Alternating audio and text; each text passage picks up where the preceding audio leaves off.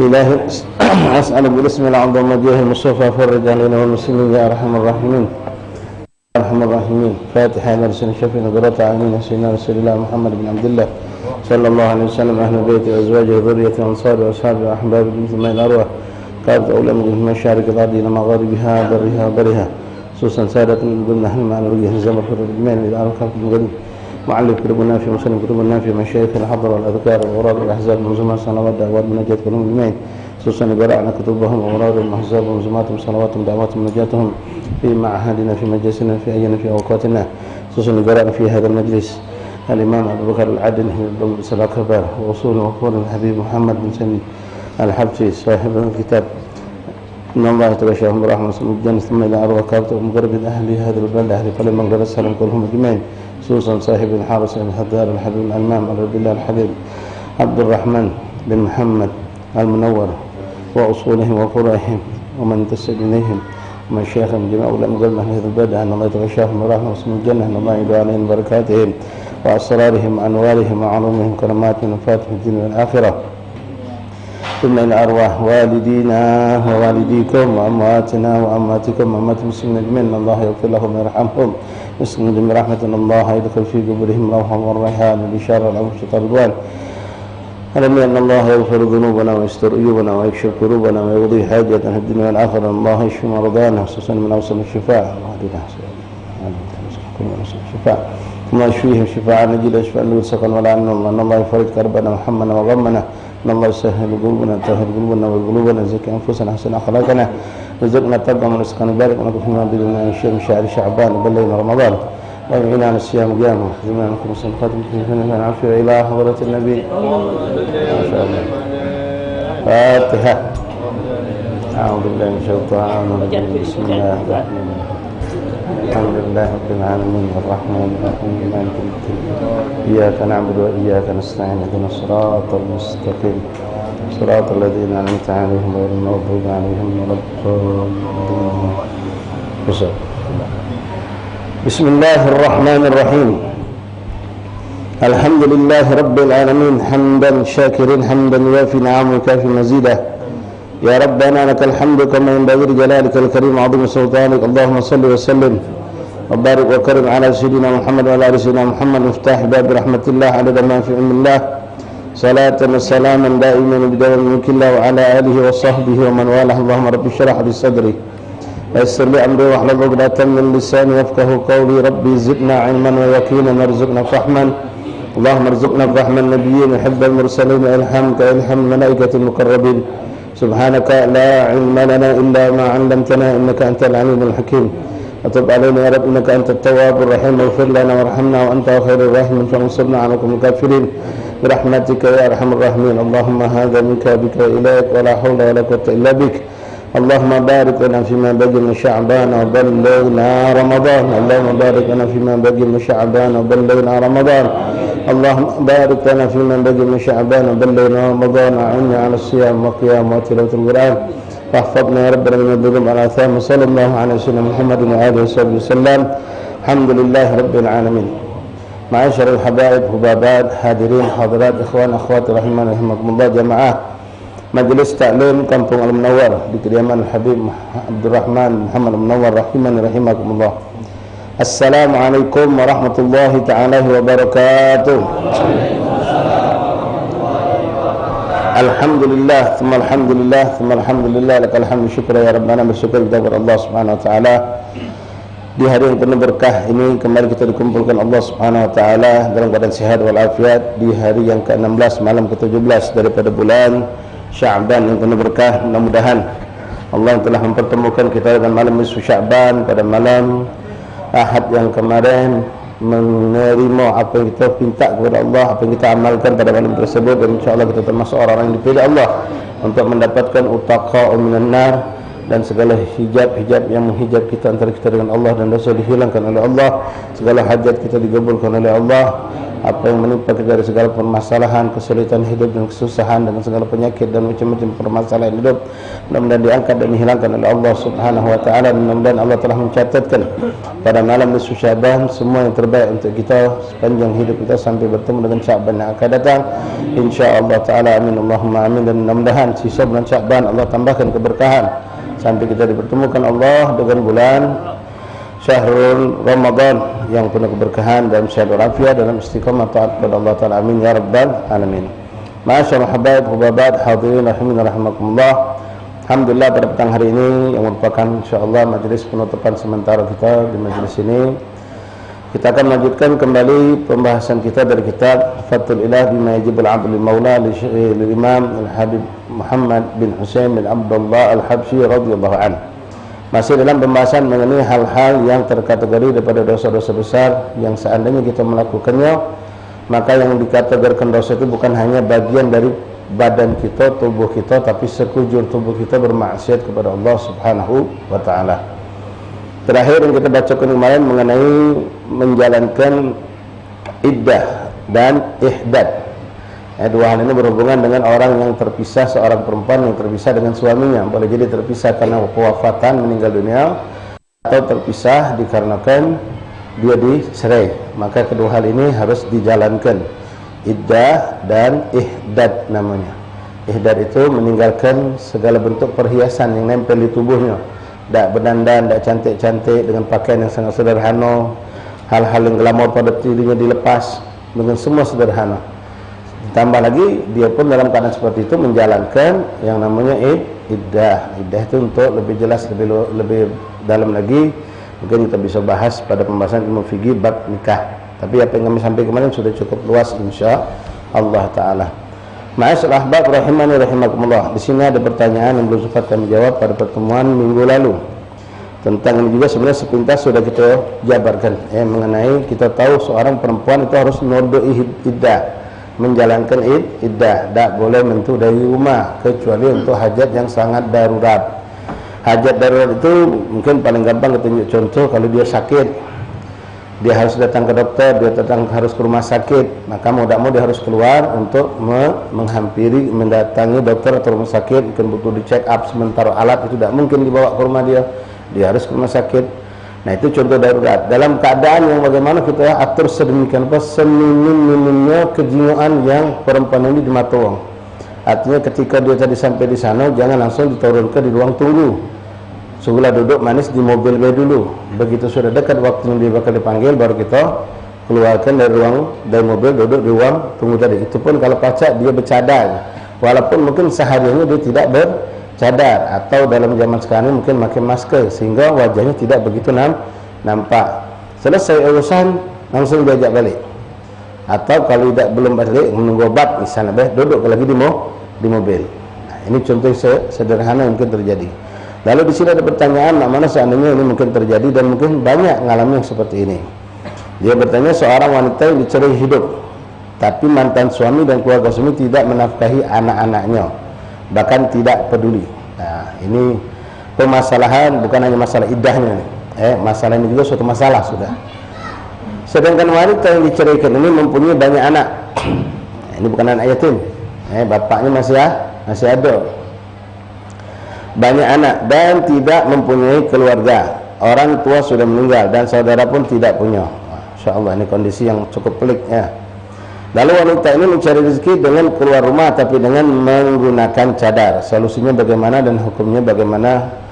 Ustaz, terima kasih. Wallahu a'lam. Baik ikhwani akhwati rahimakumullah, ya pertama kita perlu jelaskan pertanyaan pertama itu pembukaannya, ada seorang suami mencari ke istrinya. Lalu di situ dia punya anak tapi tidak dinafkahi anak. Ini sudah beberapa kali kami sampaikan. Ikhwan rahimakumullah, kalau bini boleh jadi tidak diunjuk nafkah setelah dicerai karena sebab, tapi kalau anak wajib diunjuk nafkah. Walaupun mak mano tetap anak wajib diunjuk nafkah bagi seorang suami sampai budak ini besar mandiri bisa nyari rezeki dewek.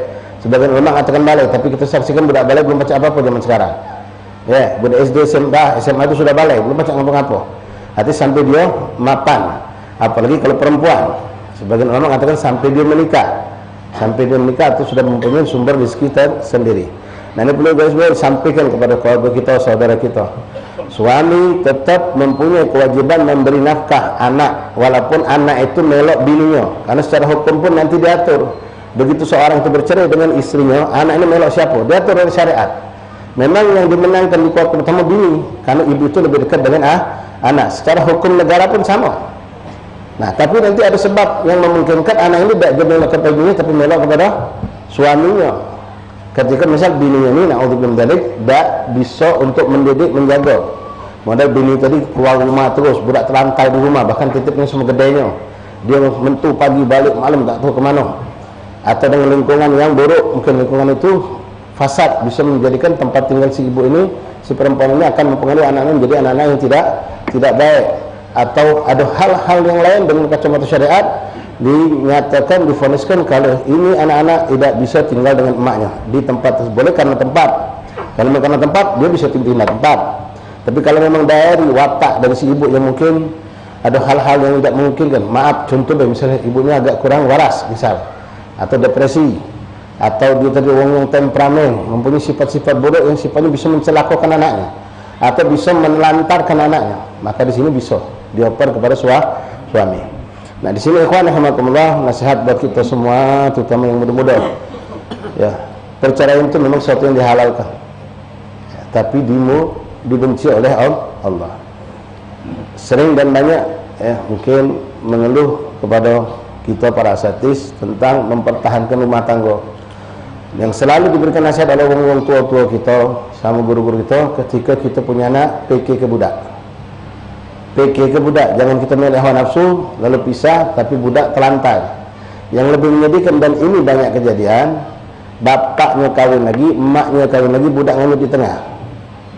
Akhirnya melok gede atau melok adub, sementara gede sama adub dengan kondisinya. Dah pacak ni dia budaknya. Mamam emaknya sudah berangkat ke Jawa atau ke Kalimantan, ke mana dah pergi jauh. Sementara bapaknya pergi ke Medan, ke Padang. Budak tinggal di Medan, di Palembang sama. Nah, ini perlu fikir. Akhirnya budak ini yang kata bahasa kita broken home, dari orang tua pecah. Akhirnya dia wataknya jadi keras, liar, tidak dapat pendidikan. Dibilang anak yatim, dia kata ngasih dia. Kalau bukan anak yatim. Nah, dia nafkah dari anak yatim, bukan anak yatim. Bapaknya masih hidup. Ya.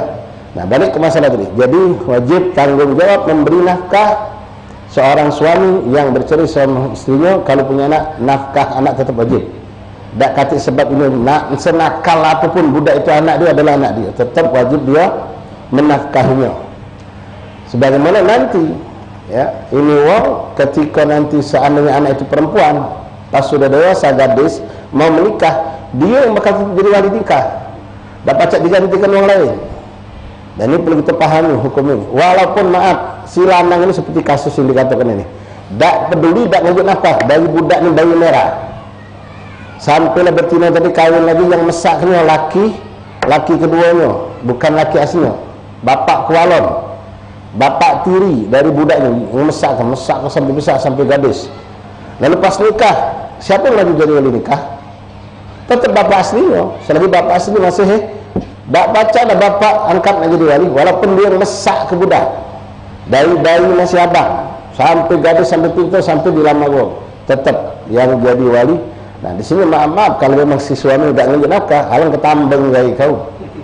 Nunjuk nafkah tidak, mesak ke tidak, tetap pas jadi nikah nak tampil jadi wali nikah, walaupun memang haknya dia. Nah, jadi ingat ya, ingat tu kalau kita punya dulu, punya keluarga yang bercerai, anak kau perhatikan. Nah, kalau begini mana hukumnya? Nunjuk nafkah dulu itu semasa iddah saja. Masih kewajiban kita nunjuk tempat, nunjuk makan, nunjuk pakaian. Dengan catatan si perempuan ini bukan nasyizah. Dalam makna bahasa kita bukan perempuan istri yang durhaka. Kalau istri durhaka minggat dari rumah tanpa izin, atau dia tadi kita ceritakan yang didurhaka sama kita, durhaka sama mak kita, atau mak dia bahkan didurhakanya, dengan kesalahan tersebut kita ceritakan, itu tidak wajib menjadi nafkah.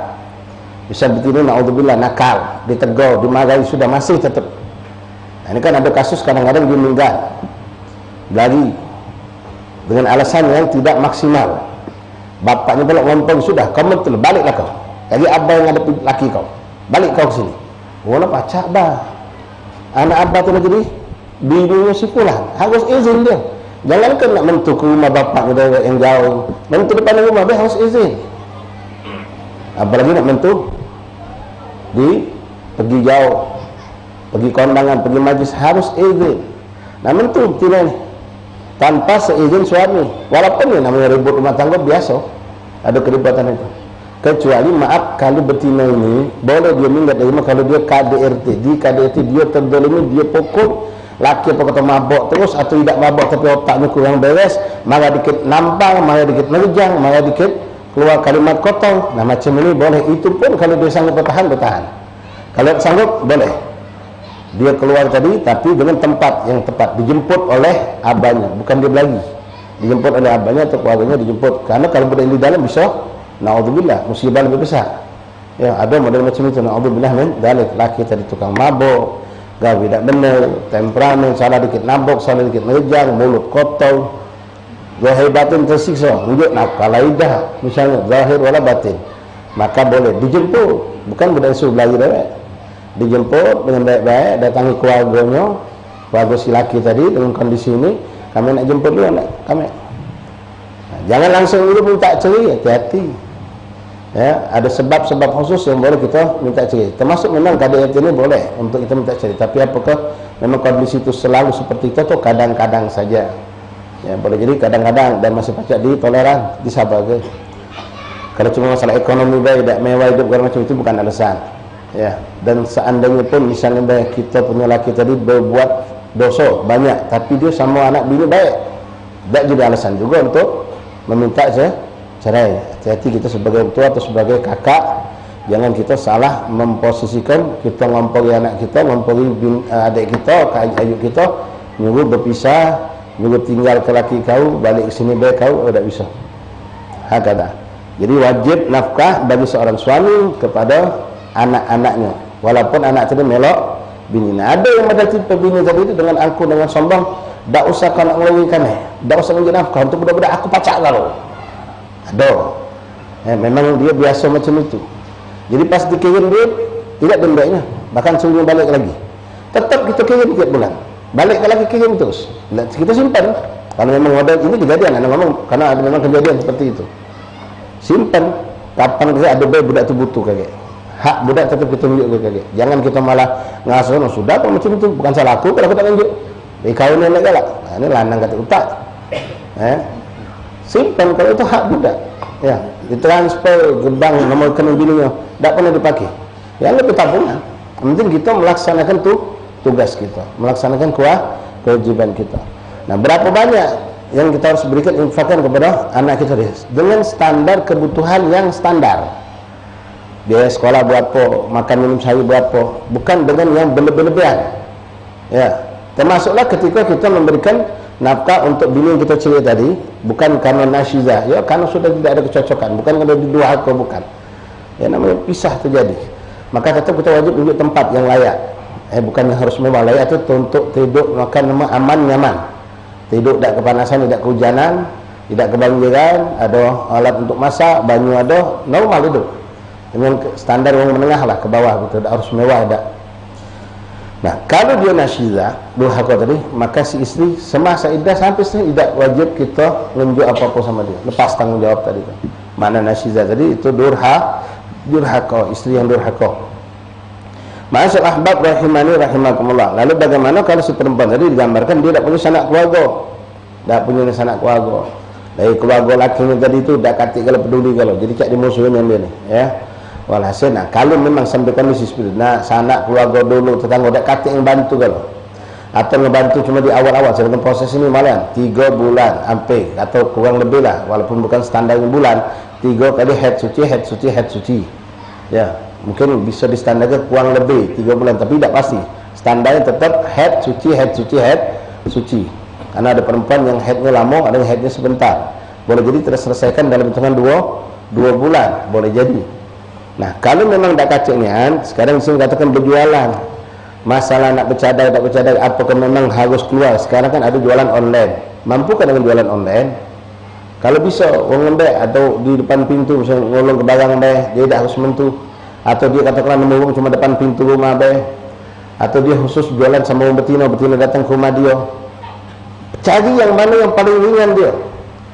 Kalau sampai mentoknya dia mau tak mau, misalnya toko dia harus keluar ke toko, ke pasar, tak katik dengan harapan lah sudah berusaha, tak katik nak pinjam, tak katik kalau belas sudah 0, maka boleh dia keluar tadi, ya keluar tadi untuk nafkah seperti yang pernah kami sampaikan. cari sesuai kebutuhan. Dengan pakaian ihdad itu dipraktekkan nutup aurat pakai cadar. Kalau dia pun tak bercadar, cadari diri. Tak galak bercadar, pakai masker lebal sehingga orangnya tak nampak. Terus pakaiannya sabah lalah, pakaian bukan yang cantik, yang menarik, pakaian yang ya ala kadar baik. Kemudian harus konsekuen, harus jujur. Muka toko dari jam 8, biasa pasar jam 7, jam 8 muka, jam 5 sore tutup, misal setengah 5. Nah, standar dia bukan jam, tapi kebutuhan. Begitu seandainya dengan izin Allah muka jam 8, jam 10 sudah cukup dengan kebutuhan dia butuh untuk nafkah hari itu 150.000 misal. Lah dia dapatkan 150.000, bahkan nyosok 200.000 dapat, maka jam 10 tutup balik. Tak boleh dia nunggu sampai asal, tak boleh. Dia dalam keadaan emergency kita, dalam keadaan muttar, dalam keadaan darurat. Nah, makna darurat itu seperti itu. Bukan dia dapat 200 nunggu sampai sore. Tidak. Dia harus menyesuaikan dengan kebutuhan. Begitu kebutuhan sudah dapat, sudah balik. Kalau yang belum sampai sore, silakan tetap dengan menyembunyikan diri, dengan menutup diri. Nah, kalau memang sampai tak latihnya baca di tugas ke disuruh. Tapi kalau masih ada yang baca kita juga amanah, masih baca ada yang kita percayakan. Kadang-kadang dari kita, tak baca, tak nyerah aku urusan ini, tak kati amanat mu. Nyoba belum, nyahi belum. Sudah kita mata kita memang kau pengen mentung berarti. Ya, ada kawan, ada dulu, ada cari, sudah maksimal, sudah mentok kanan, mentok kiri, bawah pucuk mentoknya. Sudah bismillah tawakal Allah. Bahkan sebagian orang mengatakan tidak harus itu, kalau ada orang mampu meminjami dia duit, minjem dulu untuk kebutuhan juga kebutuhan yang pokok, bukan untuk kemewahan hidup, bukan. Ya, kalau memang ini terjadi. Dan sebagian orang menambahkan lagi, sibukkan diri dengan istighfar. Sepanjang dia melakukan tindakan yang dikatakan darurat tadi, itu kan menerobos sebenarnya. Sama karena darurat tadi, maka dia pun harus terus beristighfar, menyembunyikan diri. Ya, kalau memang di toko ada anak buah, ya dia mungkin duduk di pojokan, tidak harus dia ikut melayani. Cukup anak buahnya duduk di kasir baik. Kalau memang ternyata pacak, dia tinggalkan toko. Ya sudah, pun harus ke toko, kenapa dia harus nak turun ke pasar. Wallahu a'lam. Masyaallah, bab rahimani rahimakumullah. Kita lanjutkan. Di sini Habib Muhammad bin Husain bin Abdullah Husain menyebutkan termasuk dosa yang kadang-kadang naudzubillah ini sering kita lakukan tanpa kita sadari. Wa tanjisul masjidi wa tadbiruhu walau bitahir. Nah, ini banyak kasus ini kita ngalami. Mengotori masjid, membuat kotor, membuat masjid ini tidak menarik walaupun dengan barang yang suci. Hati-hati, model tak pakai sendal masuk masjid. Sendal kaki kotor berpasir masuk masjid. Kalau dikatakan dalam hadis uang membersihkan masjid 1 biji pasir mentuk dari masjid dapat bidadari sikok, mana dan cerita masuk ke pasir ke masjid dapat apa lah bidadari. Kalau tak sawo sikok pasir. Makanya jangan ngecik ke marbot ikhwan, jangan ngecikkan tukang sapu masjid. Rasulullah cinta dengan seorang perempuan tua yang tugasnya membersihkan masjid Rasulullah. Dari dia bersih ke masjid, nyapu. Subhanallah, gaddarallah, begitu saat Rasulullah sedang tidak ada di Madinah, perempuan tua ini sakit dan wafat, meninggal. Nah, inilah sifat kita manusia. Tapi sahabat tidak seperti kita, bukan ngecik ke. Karena ini perempuan sudah tua dan meninggal saat itu sudah berapa hari lewat, Rasulullah baru balik. Jadi mereka lupa nyampe kepada Rasulullah. Meninggal perempuan, Nabi tidak tahu, Nabi ada di luar. Begitu Nabi balik ke Madinah, ya kebiasaan Rasulullah kadang-kadang melihat, mungkin ada jam-jam tertentu, mungkin waktu duha atau kapan betina ini nyapu. Nabi juga ada kata, besok juga ada kata, ini Nabi tanya, mana fulana binti fulan itu yang biasa membersihkan? Oh ya Rasulullah meninggal dia. Nah ngapu dan ngabadi, kata Nabi. Mana kuburannya? Sampai Rasulullah datang ke kuburan, menyolatkan di atas kubur sang perempuan tersebut. Sampai Nabi ngasuh kecewa, terlambat dapat kabar tentang kewafatan perempuan ini. Nah, marbot, tukang bersih ke masjid, ya, tukang nyapu itu jangan bersih, pahalanya luar biasa besar. Apalagi dia konsekuen dengan adzan pula, tiap waktu sholat dia ngebang, itu luar biasa. Orang-orang soleh seperti itu kadang-kadang ada di tengah kita tidak kejiwaan.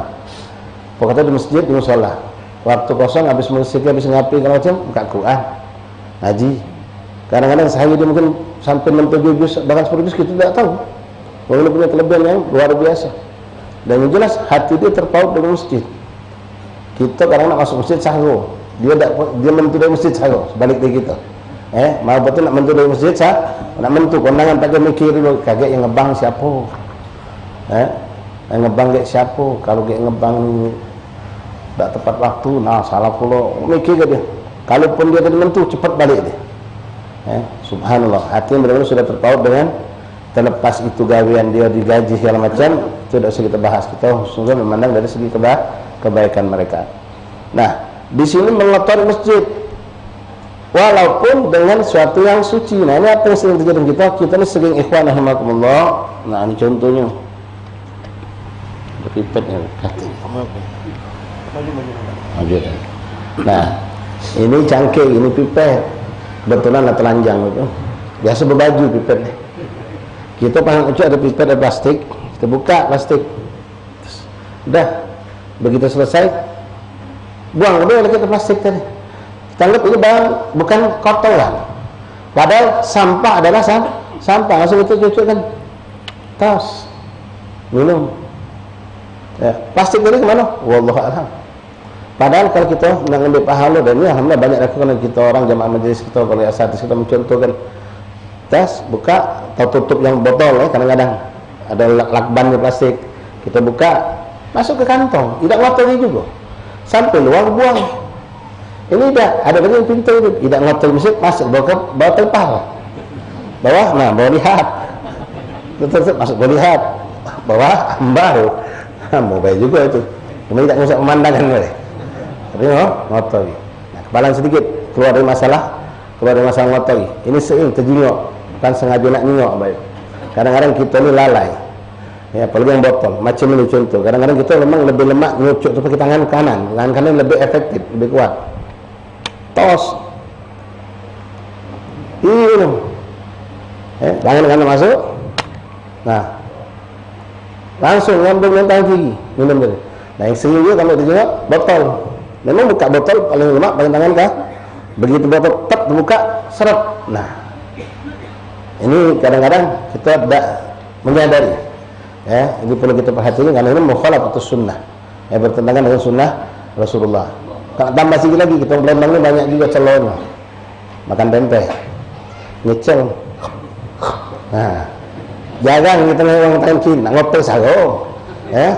Jadi kalau makan tempe masuk ini juga tangan kiri sebenarnya pacak dibantu dikit. Nah, jadi kesan tangan kiri itu dibantu macam kita makan tangan kotor, megang gelas. Kalau kita megang gelas tangan kotor, mungkin akan boleh makan halakah, mungkin orang jijik melihat kotor minyak. Dibantu. Kata ulama banyak ajaran seperti itu, dibantu dengan tangan kanan. Jadi ini cuma nyago tidak rubuh, yang norong mendorong tangan kanan. Begitu juga kalau pacak tempe jadi pacak, nanti bisa praktek. Bantu sob. Kita banyak lidah, sahab. Ini masuk lembek lagi kadang. Mana nak masuk dia lembek lagi. Nanti agak dah. Usol. Nah, ngotori masjid hati-hati. Ya. Terutama juga kita sering di Palembang ni, ya alhamdulillah acara-acara sering diadakan di masjid. Ya. Makan habisnya. Nah, makan ini hati-hati. Ya, kita sering kali makan di masjid, di musholla. Habisnya tumpahan nasi, tumpahan apa tadi? Ada panitia Ustaz. Naam, kita yakin panitia pasti akan membersihkan. Tapi apa salahnya kalau kita ngembek duluan bagian bersih kita tadi. Nampan lah kosong, mbek itu tumpahan tadi. Masuk ke nampan. Ini pahala buat kita. Kalau satu biji pasir be. Pahala maknanya kalau kita ngamati ada 10-20 ekor tumpahan nasi, bekas kulit buah segala macam tadi. Apapun yang bisa kita lakukan lakukan. Itu sunnah. Nah, ngotor ini hukumnya haram. Kalau tidak sengaja boleh jadi Allah maafkan. Tapi kalau itu menjadi suatu kebiasaan, bahaya juga. Ya, mungkin ada orang yang tidak sengaja.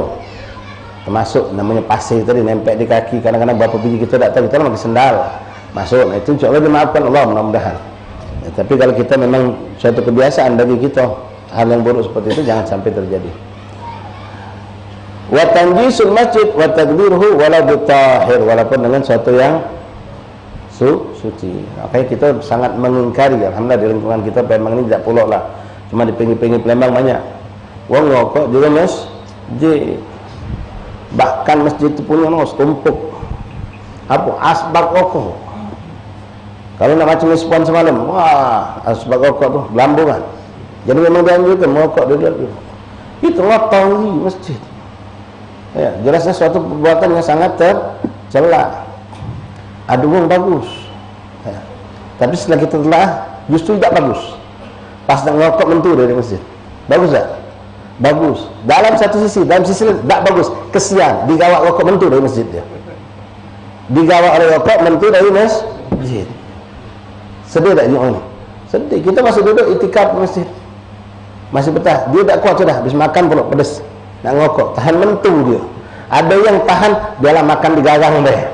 Makan di luar masjid. Apa? Tak tahan lagi. Nak demi rokok tadi. Oi, kalau kau pergi alangkah buruk keadaan kau ni. Rokok yang dibenci Allah, dibenci Rasulullah, membawa kau keluar dari rumahnya Allah. Membawa kau keluar dari rumahnya Allah.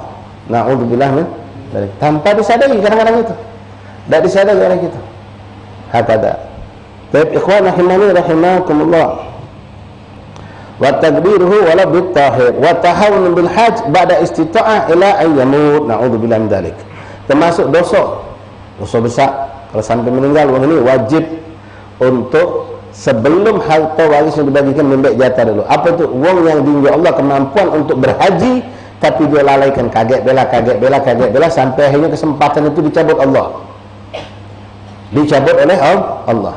Kita mengenal haji badal istilahnya. Ya, haji badal. Ini contoh juga dalil. Kalau kita sering lakukan macam tadi kita hadir tahlilan. Menghadiahkan pahala yang beramal kita pahala untuk orang yang meninggal. Contoh dalil jelas-jelas dalam syariat haji badal. Haji badal ni ngalir ke siapa? Orang yang masih hidup. Diniatkan pahalanya untuk orang yang meninggal. Ini jelas-jelas syariat menjalankan ini, menugaskan ini.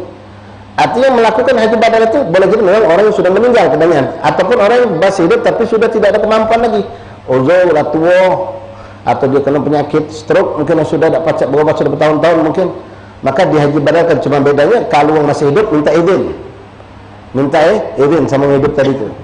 Kalau yang sudah meninggal, kalau kita bawa kita minta izin sama donor-donor kita, dimusyawarahkan itu, minta siapa tahu donor kita pengen juga ngehaji ke badal tadi itu.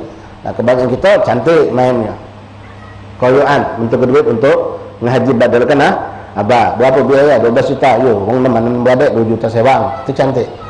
Ya.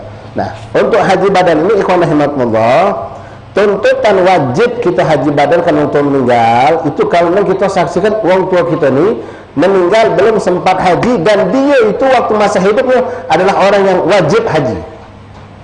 Balik belakang muslim, sehat walafiat, punya kemampuan. Dengan finansial duitnya ada. Dulu abah dulu sempat tajir, jaya tokonya, sampai punya toko 3, tapi belum sempat haji, akhirnya bangkrut. Sehingga habislah toko tadi, tak punya lagi duit, bahkan sekarang jadi muka warung kecil-kecil andai. Nak pergi haji tak kacik lagi duit. Dulu jaya, dulu mampu. Maka seandainya abah kita meninggal, abah kita penghutang sama Allah. Dengan kemampuan finansial dulu mampu, badan sehat walafiat, tapi dia tidak mau haji. Kagetlah. Ada jawaban budak muda ni. Kami punya kawan kita masih muda sudah tajir. Apa dia? Ustaz kaget, Ustaz belum 40 umur anak ni. Kata orang kalau 40 belum 40 balik haji masih goyang. Pacak setan ngajar dia. Mungkin siapa ngomong untuk 40? Justru masa sehat itulah kita akan diberikan Allah kekuatan lebih semangat untuk pergi haji. Tidak gampang haji itu, ikhwan. Semakin tua semakin sawo kita. Mumpung muda kita pergi kalau pacak anak kita umur 20, kita ada rezekinya, haji kan cepat. Kita tak tahu kaget mana keadaan ekonomi kita, mana keadaan jasad kita. Nah, ada lagi orang ekonomi dia dulu memang tidak ada duit ada, sehat walafiat, sampai akhirnya dia Allah musibah sakit, entah stroke, entah apalah itu penyakit yang membuat dia tak mampu untuk menunaikan haji. Duit masih ada, tapi untuk ibadah haji tak pacak. Atau dokter memfonis, oh dia tak pacak pergi haji, jantung parah, naik pesawat tak boleh, bla bla bla bla. Dulu sempat sehat walafiat punya duit, tapi belum tergerak untuk haji, maka ini wajib dihaji badalkan. Tapi kalau maaf, minta maaf ikhwan, akhwat, kita tahu umi kita, abah kita dari dulu memang tidak mampu. Untuk kehidupan saya pas makan, habis beli, habis dapat belanja, dapat begawi saya ini, dapat berdagang saya ini, habis besok nyari lagi. Tak ada, memang tak ada kemampuan untuk pergi haji, tak punya duit sampai meninggal. Tidak wajib dihaji badalkan. Bukan tak boleh, jangan salah, tidak wajib. Artinya kalau kita pun saat ini tak mampu, ya sudah. Abah kita tak bakal dituntut oleh Allah di kiamat. Umi kita tak bakal dituntut oleh, kenapa? Memang semasa hidupnya dia tak pernah menjadi orang yang mampu untuk menjadi orang yang wajib haji. Tapi kalau kita tahu dulu abah ni sehat, gagah, duit punya, dulu yang pergi haji, kalau dia masih asik dengan perdagangannya, asik dengan cari karir untuk segala macam lah, cuma alasan tadi, sampai tak sempat haji, akhirnya kena penyakit, sakit, terduduk di rumah tak pacak ngapa-ngapa, meninggal, wajib dihaji badalkan. Sebelum dibagi harta waris, baik dulu ni, ini hutang sama Allah ni, hutang sama manusia harus kita singkirkan dulu sebelum kita berbagi waris. Nah, hutang sama Allah ini wajib dikeluarkan juga. Dikeluarkan dulu berapa haji badal itu? Baik, kalau kita sekarang 12 juta misalnya, baik, menentukan sisanya bayar hutang lain, hutang apa lagi ada, hutang sama manusia, kebutuhan apa yang menjadi haknya mayit tadi selesaikan, sisa baru kita berbagi waris. Nah, sekarang orang banyak ya jadi alasan. Ini waswas syaitan kalau sebenarnya. Nak haji sekarang dah galak dia. Ustaz, nak tahu sekarang selama tahun lagi, 25 tahun lagi baru pergi haji. Terus kagetlah Ustaz. Selama juga. Dia punya duit untuk ONH plus misalnya. Kalau memang kau kerana Allah Rasul, kangen sama Rasulullah, kangen pengen melihat Ka'bah, memang jadi hamba yang taat kepada Allah, jangankan cuma 150-200 juta, lebih dari itu pun akan kau bayar. Ada tak kemampuan? Ada. Maka hati-hati ya, kita nunggu yang apa istilahnya haji reguler reguler yang umum ini, nunggu sampai 20 tahun, 25 tahun, sementara kita mampu untuk berhaji yang lebih. Sementara kita hitung dulu umur sekarang adalah 45. Kalau 20 tahun lagi kaget sudah umur 65. Pertama maaf, masih ada apa tak kita? Wallahu a'lam. Sehat tak kita? Wallahu a'lam. Sekarang duit ada. Bismillah. Untuk Allah, bahagianya untuk kita. Dan Allah ikhwan rahimahullah, satu bes daripada sekian banyak fadail kemuliaan untuk haji. Ketika engkau berada di padang Arafah, pastikan tidak kau keluar dari padang Arafah di hari Arafah kecuali dosa kau diampuni Allah. Rasulullah mengatakan, kembali seperti bayi yang baru lahir. Bahkan ulama mengatakan siapa yang ragu dengan ampunan Nabi ini termasuk dosa besar. 200 juta, 300 juta katakanlah, dengan ampunan dosa, seluruh dosa kita diampuni Allah. Kama wulidat min batni ummi, seperti baru lahir dari perut uminya. Yang ngomong Rasulullah. Bahkan ulama mengatakan siapa yang ragu dengan ini, maka orang itu dikenakan hukum dosa besar dan kabair itu masuk. Bentuk kan? Yang kita cari jalur, mana cari yang tepat yang bisa menyampaikan kita untuk haji ONH plus atau istilah sekarang ini macam-macam. Ya. Nah, kalau ini Ustaz, kalau kita seandainya di Indonesia ini umur 20 tahun lagi, baca kita boleh kita mentas kita pergi ke Malaysia, mbak pisah di sana lalu pergi haji. Silakan. Tak kata larangan, tak diharamkan itu. Usaha itu namanya. Kan aturan itu kan aturan manusia. Bahkan yang buat kita sama ni jaga manusia ni lah. Karena adanya dulu, mungkin di awal tahun 2000-an adanya haji talangan tadi. Nalangnya dulu, ngecup kausi dulu, akhirnya orang ngecup kausi kalau ningkat yang sampai sekarang. Pergi hajinya belum. Duit kita dah tertumpuk, tak tahu ke mana bunganya, tak tahu duit apa digunakan untuk apa, wallahu a'lam. Nah, sedikit keluar dari masalah ini, mengingatkan sekedar ikhwan, antum yang sudah nabung duit ONH, itu perhatikan duit zakatnya. Kena zakat itu boleh jadi, walaupun boleh jadi tak kena. Nyetor berapa? 25 juta. Kalau menyentuh boleh 25 juta, aman. Ya, itu tak mencapai nisab. Tapi model kita tadi sudah nyetor untuk 5 anak. Kita, duit kita, mayari bini kita, mayari anak kita pergi kau. Berapa? Selalu dah. Oh, kena ni. Nisab emas sekarang mungkin 90 juta. 84 gram itu katakanlah 90 juta. Kalau 4 dari 100 juta. Kena itu zakat. Setiap tahun zakati. Kami naftar tahun 2020 sah. Perginya 2035 kaget. Berarti selama 15 tahun, minimal 14 tahun harus mengeluarkan zakat. Padahal itu milik kita. Seakan-akan itu adalah tabungan. Dalam makna kalau kita meninggal dunia atau kita batalkan pajak, kita tarik duit itu. Lalu kena potongan sedikit. Begitu kan? Nah, kecuali kalau lepas dari zakatnya pas tahun memang keberangkatan. Tahun keberangkatan boleh jadi duit kita memang sudah diproses, sudah dikeluarkan. Jadi ini jangan dilalaikan. Tapi kalau yang modal tadi cuma 25 juta, uang 2 cuma kita 50 juta, 3 beranak cuma 70 juta, ya aman. Untuk zakat mungkin tidak kena di situ. Karena tidak mencapai nisab. Tapi perhatikan kalau sudah mencapai nisab, modal kita bayari sampai uang banyak 5 beranak tadi tu. 5 beranak kita bayari kalau kita sama anak kita, bini kita 100 lebih, itu nisab sudah kena. Keluarkan setiap tahun 2,5%. Ini termasuk zakatul mal kita. Ya, ada orang yang agak sedikit pintar tapi nak mudi ke Tuhan. Dia ngomong sama anak bini, ini aku tunjuk kamu sikit sewang sudah. Jadi punya kamu kalau. Jadi masing-masing pecah selawi. Tahun depan tak kena zakat. Memang hukumnya seperti itu. Tapi begitu anaknya tadi itu misalnya nak ngambil duit ini, tak boleh juga kan jadi. Kan itu kami sudah ada katanya. Nah ini kalau nak ngakali, tapi jangan contoh bagi muslim. Ya. Ikhwani rahimakumullah. Nah haji. Ba'da istita'ah ila ayyamut. Wal istidanatu liman la yarju wa fa'uridainihi min jihati dhahirah.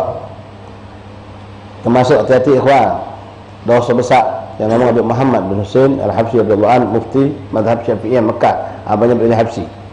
Ini penyakit masyarakat bawah.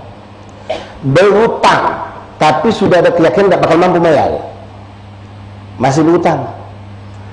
Ada juga menanya tahu dia berhutang itu tak banyak, minjam sama ustaz. Berapa homsin biasa? Ustaz tak bakal kata nagih, dia tahu homsin ini. Atau minjam sama tajir, minjamnya 100. Baru tak kadang tajir nak lagi. Memang sudah ada niat tak nak mayar, hati-hati. Dijadikan Allah kau tak bakal mampu mayar, sampai mati masuk kubur dalam punya hutang. Pas terpegang duit, tak ingat dengan hutang dia. Dijadikan Allah tak ingat dengan hutang. Atau pas pegang duit dengan hutang, ada datang kebutuhan macam-macam. Sampai dijadikan Allah meninggal, hutang tak terbayar. Orang meninggalkan warisan untuk anak bini duit, harta, dia meninggalkan hutang. Na'udzubillah, hati-hati. Ada yang macam itu. Nak minjam sekian, dia tahu. Apalagi kalau minjam sama ustaz mesti datang. Nak mati tak ada ustaz mesti lagi. Minjam tak ada banyak. Ngadu 100. Sama orang kawan minjam juga macam itu. Akhirnya ujung kan, sudahlah aku ikhlas kedai. Memang itu dia harap ke dia. Ada ucapan, sudahlah kami ikhlas kedai. Nah penyakit ini hati-hati. Ini banyak sekarang masalah gitu.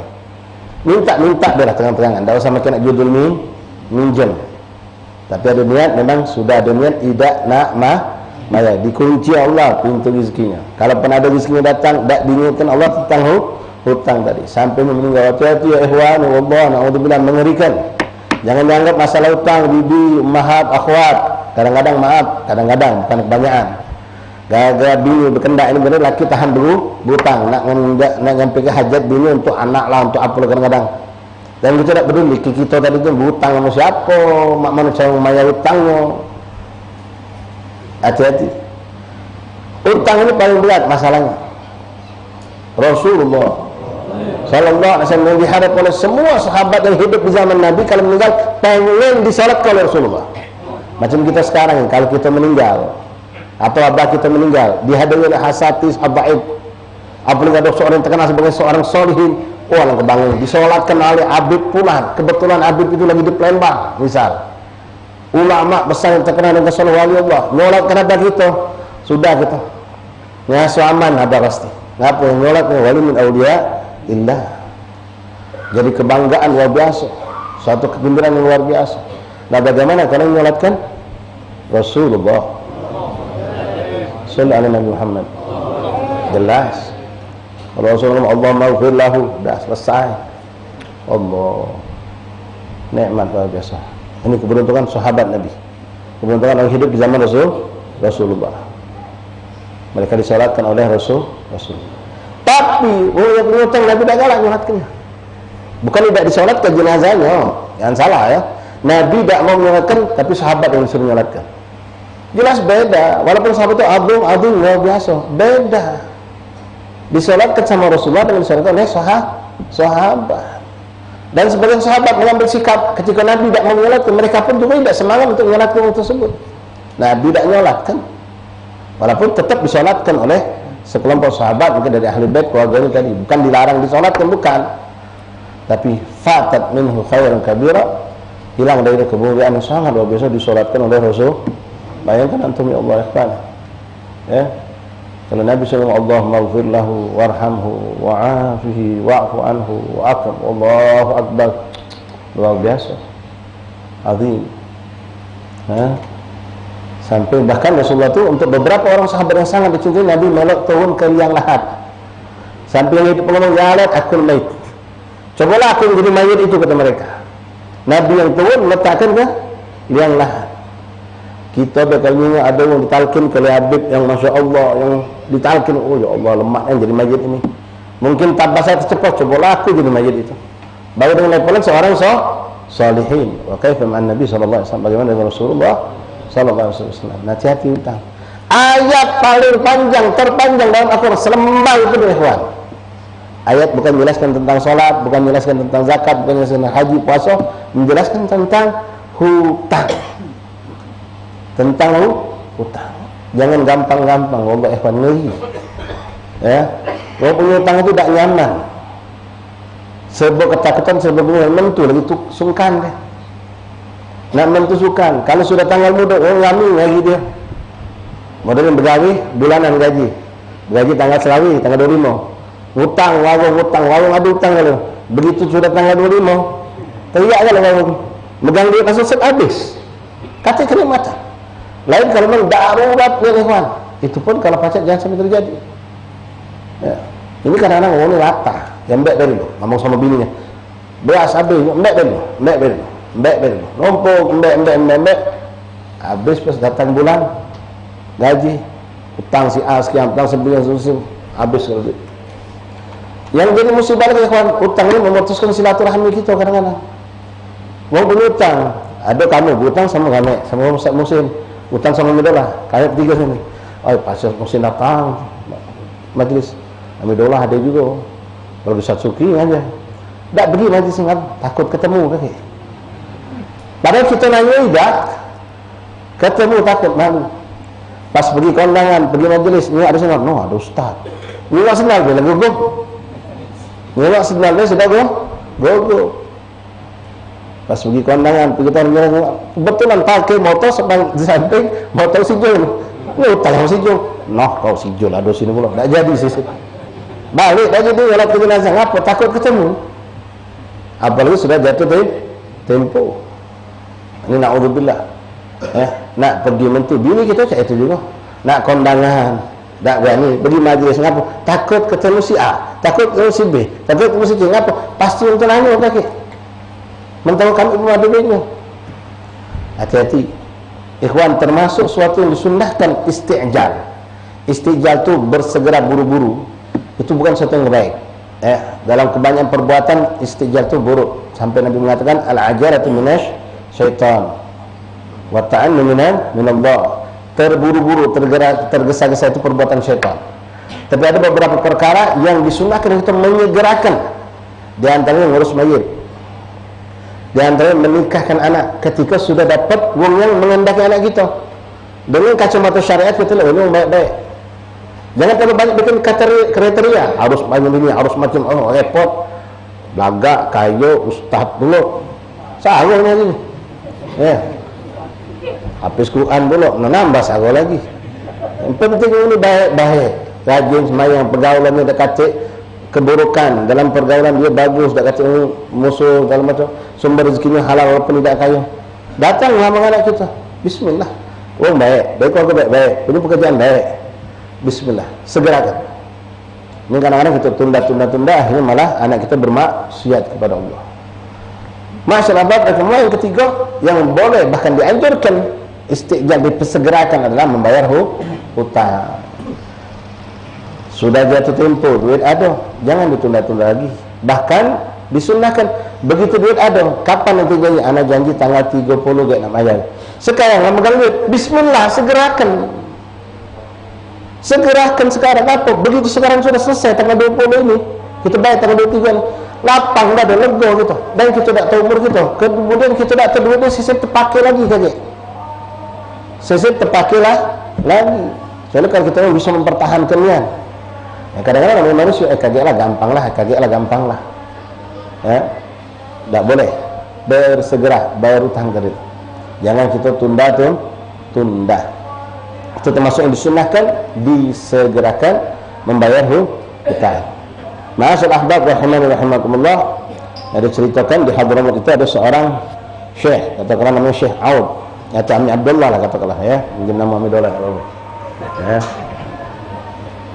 Ami Abdullah ini terkenal ahli karam, wong kaya, berduit, dan masya Allah nunjuk wong nyumbang, kalau ada hajat berhutang sama dia itulah.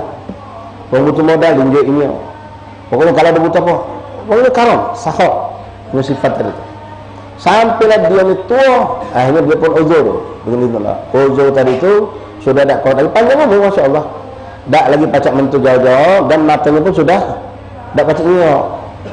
Tapi dia orang baik dan biasa bergaul. Jadi dengan kondisi seperti itu, setiap waktu tertentu dia duduk depan rumah, dia ajaknya duduk di bangku depan rumah dia. Setiap orang lewat kenal sama dia. Assalamualaikum ya Abdullah, khair halak, khair. Tahu dia, oh khair halak. Tahu siapa kau? Tahu dia. Siapa orang dari suara kan itu bisa ni. Dari suara bisa ni. Kalau tak cigan dia nanya, mana ente? Siapa kau? Setiap orang lewat ucap salam. Ini yang terjadi seperti itu kalau oleh Abdullah tadi, Ami Abdullah tadi. Ini sedikit anak potong, ya. Kalau kita ikhwan pacak membedakan suara si A, si B, si C, itu suatu yang mungkin lumrah. Oh ini kayak memimpin tahlil ini si fulan, cigan anak saya. Oh ini si fulan. Tapi Allah Rasulullah lebih hebat dari itu. Rasulullah bisa membedakan suara sendal sahabatnya. Sallallahu alaihi Muhammad. Istilah Isra Mi'raj. Nabi dengar suara terompah, bukan suara Sayyidina Bilal, tapi suara terompah Sayyidina Bilal. Sallallahu alaihi Muhammad. Begitu harisun alaikum. Benar-benar Rasul perhatian hebat. Sampai suara sendal Pak Nabi macam bedakan. Oh ini suara sendal sepulan, suara sendal sepulan. Cara berjalan sahabat Nabi tahu. Sallallahu alaihi Nabi. Sampai Nabi waktu balik sendal ngomong, Bilal aku dengar suara terompah kau. Sallallahu alaihi Nabi. Wah biasa. Perhatian Rasulullah. Jadi cerita tadi. Jadi suatu hari Abdullah ni lagi duduk. Setiap orang lewat ucap salam. Pas satu hari ada orang lewat, kedengaran suara kasar khusus sendal ni. Lewat tidak ucap salam depan Nabi Abdullah ni. Nabi Abdullah, berdahil Abdullah, negara budak tadi tu. Stop. Menentih. Siapa kan? Ngomong dia, la salam, wala salam. Diam. Siapa kan? Habibnya dah ingat lagi sudah. Akhirnya budak tadi tu ngano orang baik, orang soleh. Negara tidak lagi tak berani dia lagi. Anak Fulan bin Fulan ni. Kau Fulan, kau ni kenal sama aku lama. Apa kau tak tegur aku lewat? Aku tak baca jenguk. Buang lewat negara kau tak tegur, ngapa? Iya Bib, anak ni takut tadi negara Bib, ngapa? Kalau aku negara Bib, dia Bib ingat sama hutang aku. Kalau Bib ingat aku punya hutang. Takut ditagih. Dia punya hutang sama Nabi Abdullah tadi. Kalau dia assalamualaikum, dia fikir bukan lagi mana hutang kau. Jadi dia tak bersuara, tak ucap salam. Subhanallah. Apa kata Nabi Abdullah? Wallah, demi Allah itu sebab kau tak ucap salam. Wallah dari marah dia. Isyhadu saksi demi Allah, dari detik hutang kau lunas ke? Hutang kau anggap lunas, tapi awas kau lewat sini tak ucap salam. Sallallahu alaihi Muhammad. Saking itu dia. Itu yang kita alami. Kalau beri hutang nak pergi majlis sungkan, nak pergi gelanggang sungkan, ada hall sungkan, biasa duduk depan, duduk belakang. Kau boleh alhamdulillah belum masuk lagi langsung tahan tak makan. Daripada kaki ketemu si fulan tadi. Nasallallahu alaihi wasallam. Nah, ikhwan hutang dewek sebagian ulama mengatakan lebih afdal pada menunjuk memang. Menunjuk dalam arti kata menunjuk tanpa dia meminta. Karena orang berhutang itu biasa memang dalam keadaan memang dia butuh, maka pahalanya lebih besar. Kita lagi duit, nak bagi-bagi, pahala itu. Tapi ketika ada orang yang datang nampak kebutuhannya, nak minjem, nak berhutang, ini orang lagi butuh. Sekali minum itu aus, sama orang yang kita bagi ke minuman tanpa ada aus, beda. Maka kita tunjuk utang itu pahalanya lebih besar. Bahkan sebagian salihin, dan kalau salah ini ada di hadisnya, menunda pembayaran, kaget bela. Orang nak kaget bela, nanti pakai dia dulu, kaget bagi yang butuh, kaget bela. Lemak kena mau cemil ini, kaget bela. Lagi dia nya kaget bela. Kenapa? Dia pengen panjang pahala. Jadi tetap nolong ini. Tidak, beb, anak sudah cukup, beb, anak sudah kumpulkan alhamdulillah sampai hari ini cukup. Dia kaget pakai lagi, kaget mungkin dia masih butuh. Ada yang macam itu, menunda-nunda. Tapi dia memang orang ini orang yang sedih, berhutang sungguh-sungguh karena hajat, dan memang sungguh-sungguh menghimpun duit untuk membayar hutang. Kalau leet, kalau budak tukang leet, hati situ kaget bela, bayar cepat dia. Iya, kaget bela lewat duit itu. Hati-hati ikhwan, jangan menggampang hutang. Terus naudzubillah tadi, jangan kita terlintas memang sengaja berhutang, sudah punya niat untuk nak mayai. Naudzubillah min dzalik. Wallahu a'lam bissawab. Masyaallah habaib, hubabat, hadirin hadirat rahimani rahimakumullah. Mengingat ini majelis kita penutupan terakhir untuk sementara, insyaallah pada musim afiat pertengahan Syawal atau lewat kita akan kumpul di tempat ini. Kami sebagai pengasuh majelis taklim ini minta maaf kepada para habaib, hubabat, hadirin hadirat, ikhwan akhwat seluruhnya kalau ada salah ucap, salah sikap baik pergaulan kita di majelis ataupun di luar majelis. Minta ridhanya. Mudah-mudahan tidak ada sesuatu yang salah sengaja kami lakukan. Kalaupun ada yang ketidaksengajaan, sekali lagi minta ridhonya, minta maafnya. Dan insyaallah kami tidak pernah ngasih kamu ada salah satu keburukan buat kami. Kalaupun ada masalah yang besar kita kecilkan, yang kecil kita buang. Ya, kurang lebih lah orang Palembang. Ya, jangan dibesar ke masalah. Kemudian kepada keluarga besar Rumah Habib Abdurrahman yang masih terus alhamdulillah berkhidmah menyiapkan segala fasilitasnya untuk kita majlis, baik sound system, baik makan minuman, baik tikar, juga tim media. Barakallahu fikum, terima kasih banyak atas segala, juga tim parkir, mungkin ada yang ngatur parkiran, dan semua warga Kampung Al-Munawarin kami ucapkan terima kasih banyak. Jazakumullah khairal jazak atas segala iqbal, segala bentuk respon yang positif dari antum untuk memudahkan terselenggaranya acara kita di majelis ini. Mudah-mudahan insyaallah banyak usaha afiat. Kita ketemu lagi pada pertemuan ba'da lebaran nanti Syawal insyaallah taala. Kemudian ikhwani rahimani rahimakumullah, untuk majelis-majelis minggu ini insyaallah penutupan galau. Jadi Rabu dan Nanti juga insyaallah diwaspada juga penutupan Jadi masih ada satu kali pertemuan kita insyaallah. Malam ini pun ada Jateri, kita insyaallah bisa hadir bersama-sama. Lalu kami sampaikan juga di sini tentang ziarah kubra ya Palembang Darussalam. Alhamdulillah, pertama doakan mudah-mudahan kegiatan ini semua jalan dengan lancar dari titik A sampai Z, lancar, berkah, aman, sentosa, dan memberikan berkah yang luar biasa untuk umat Islam, untuk kita orang Palembang khususnya, dan untuk semua yang datang. Dan kami menghimbau mewakili para habaib kita dan panitia, yuk jadi kita tuan rumah ya, bukan jadi tamu, tapi jadilah kamu, bukan tamu ya. Jadi kita berbuat apa yang kita bisa bantu dalam kegiatan ini, memudahkan, membantu, walaupun tidak termasuk dalam panitia, kita semua adalah bagian dari panitia, dan kita bisa lakukan. Dan di saat mungkin memang di situ ada misalnya tempat ataupun bagian makanan, dulu kalau untuk tamu jangan kita nak jadi tamu ya, kita adalah kamu ya, orang yang bergawi, yang berkhidmat insyaallah taala. Dimulai hari Jumat insyaallah kumpul di Masjid Darul Muttaqin. Jumat inilah ya, tinggal berapa hari lagi kumpul di Masjid Darul Muttaqin Pasar Kuta. Lalu nanti ada arah-arakan, mungkin berhenti sejenak kita ziarah ke Datuk Agil, lalu nyambung ke Gubah Duku, Gubah Ahmad bin Syahab, mengikuti kegiatan di situ. Selesai insyaallah sebelum Jumat jam 11 sudah bubar, mudah-mudahan lancar-lancar berkah.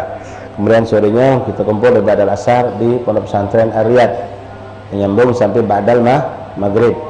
Kemudian besok Sabtunya pagi kumpul lagi di seberang ulu ini di Kampung BBC di rumah Habib Ahmad bin Hasan Al-Habsyi, kumpul di situ, mungkin ada pembacaan burdah. Selesai dari situ kita arak-arakan juga menuju ke pemakaman Telaga Swida. Nanti di situ mengunjungi macam-macam pemakaman aulia salihin ulama gitu, lalu kumpul di Gubah Ahmad bin Hasan Habsyi, dilanjutkan acara hall di Abdurrahman bin Alwi As-Segaf di komplek As-Segaf. Dan malam minggunya kita kumpul di sini di Kampung Munawar. Ba'da maghrib kumpul di jalsa di Musholla Al-Munawar. Selesai salat Isya baru kita ke lapangan sini kumpul dengan para ulama, para habaib dan tamu-tamu mengadakan peringatan haul Al-Fadhil Muqaddam Tsani Habib Abdurrahman As-Segaf.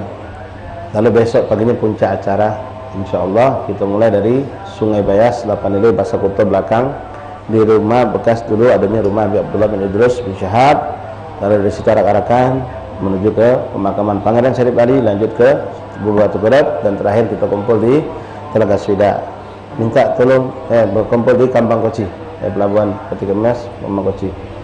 Pada ikhwan semuanya, untuk mana majelis ya, tolong dibantu kami ya. Jangan cuma jadi penonton, jadilah orang yang berbuat, terutama setelah acara itu.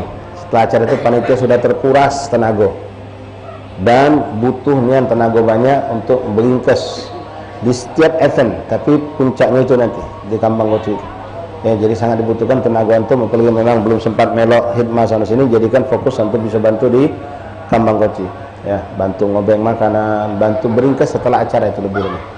Wallahu a'lam bishawab. Yang penting bisa sampaikan sekali lagi jazakumullah khair para habaib, para asatidz yang hadir pada majlis kita hari ini. Insyaallah Allah sampaikan hajat kita, Allah berkahi sisa bulan Sya'ban sampai ketemu ke Ramadan, amin ya rabbal alamin. Bismillahirrahmanirrahim. Alhamdulillahi rabbil alamin. Allahumma salli wa sallim ala sayyidina Muhammadin wa ala ali sayyidina Muhammad. Ya Rabbana ta'arafna bi annana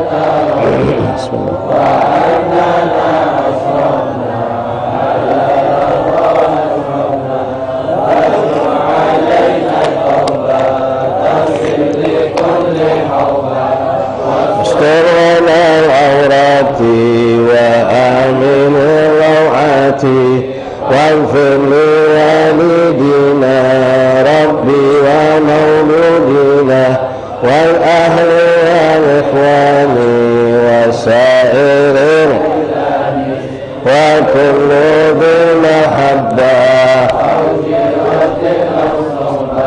والمسلمين أجمعين فضلا وجودا منا لا باكتساب منا بالمصطفى رسولنا وبكل رسوله صلى وسلم ربي عليه عبد الحمد وآله وصحبه عبادة الصحب والحمد لله.